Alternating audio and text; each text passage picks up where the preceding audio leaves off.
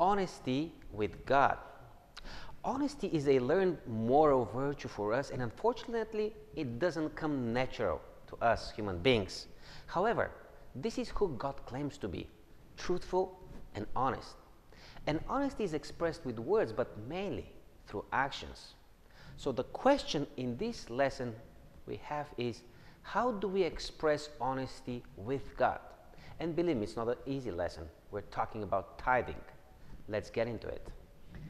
The title made me think, honesty with God. It sounds intimate and scary at the same time. Knowing myself, the thought of coming to God honest, vulnerable, is intimidating at first. But then when we enter in a relationship, when we build friendship, commitment, my life is not just my life anymore. And this honesty, this openness, transparency, sharing, this shows how bonded we are. Yes, an object of our lesson is tithing, and a part of many spiritual gives and takes. It is more of a materialistic in character, and as such, it makes it much closer and dear to our heart's dealings. It's expected that we will be more sensitive and alert. The first thing that we learn from the lesson is that tithing is a matter of simple honesty. Why? Because it's not a request or an appeal from God for our generosity. It's about His own, and that He wants it back. It doesn't sound very nice said this way, but the point is right. We can't be faithful in one thing and not in another. Jesus said, whoever is dishonest with very little, will also be dishonest with much. We are taking a lot from the relationship. What are we bringing in? If we are thinking that mine is mine and yours is ours, how would this work? To give a tenth of everything that you have acquired is not a lightly and easy decision made by anyone. And talking about easy, let me just remind you about Abraham. How easy it was for him to tie up his son on an altar of sacrifice. And he followed a simple God's instruction. And I'm asking myself, how did Abraham got to this point of conviction and honesty with God? The answer is in the process of knowing God and following in His footsteps. In other words, it's a dynamic experience that grows our life of faith in maturity and completeness. Are there things that we are attached too much to? They are a big obstacle.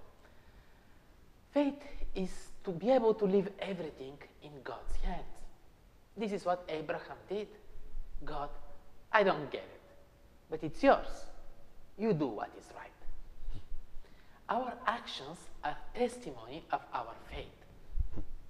And faith and tithe seems to be very much intertwined. Numerous times when I drive, I would pass by a cross section and there would be a person who's asking for help or begging for money. And in the rush of the traffic, I would pick up what is available and I would hand it out to the person. And everything, all I have done is an act of faith.